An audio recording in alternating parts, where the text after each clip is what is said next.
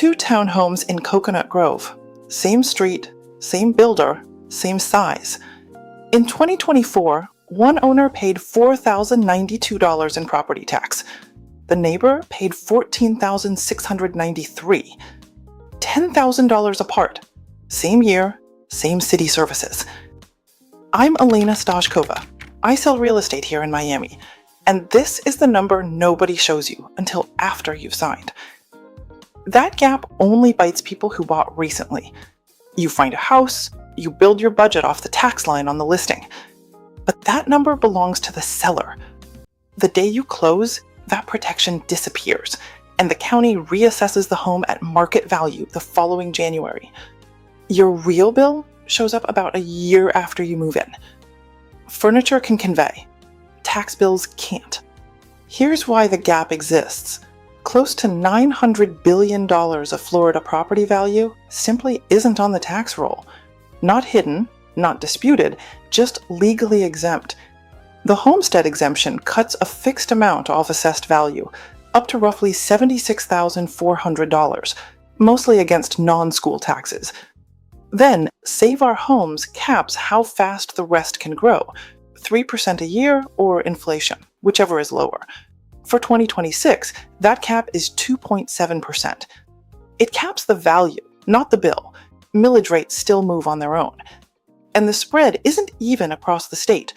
In the 4 southernmost counties, the average protected owner shields about $374,000 of value.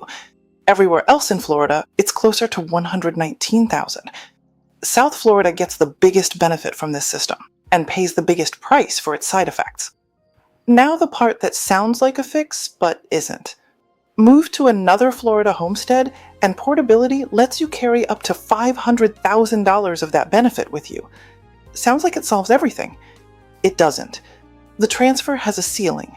It shrinks if you downsize, and it stops dead at the state line.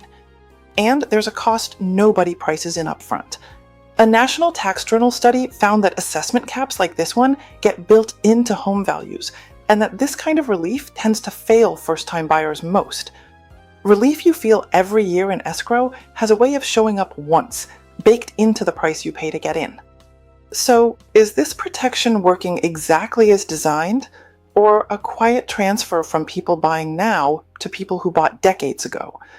Florida's homestead system is genuinely good homeowner protection. It was never built to make housing affordable, and treating it like it does is a big part of why buying in keeps getting harder.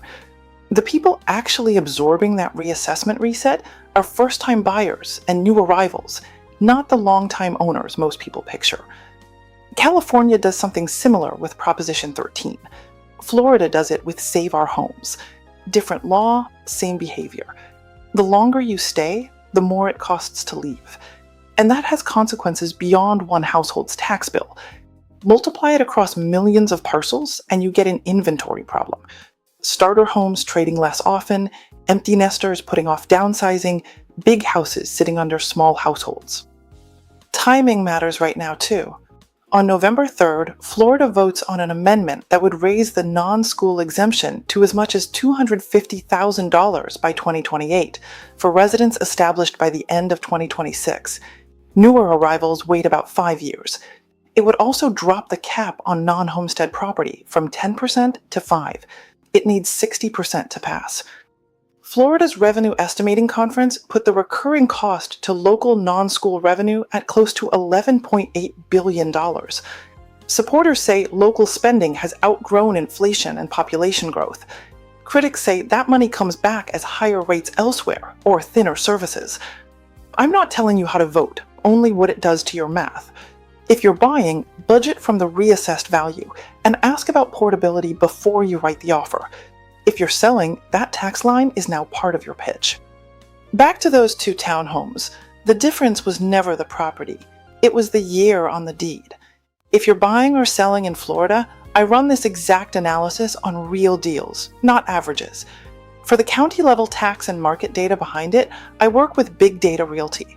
They pull the real numbers, county by county, so you know your true cost before you write an offer. If you want that kind of analytics on your deal, the link is in the description. The first conversation is just numbers.